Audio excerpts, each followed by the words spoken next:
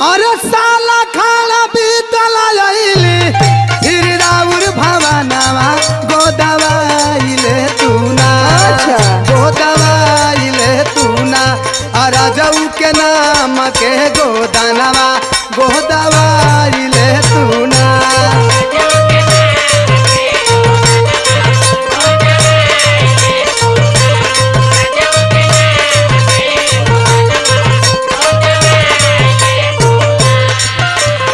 जाना तड़ू पर तू आल अलुआ एक और आई रहल है। हाँ आ देखा तो मैं राजा जी के नमवा गोद दिले बाप तो से कहाँ गोदवाई ई बतावा।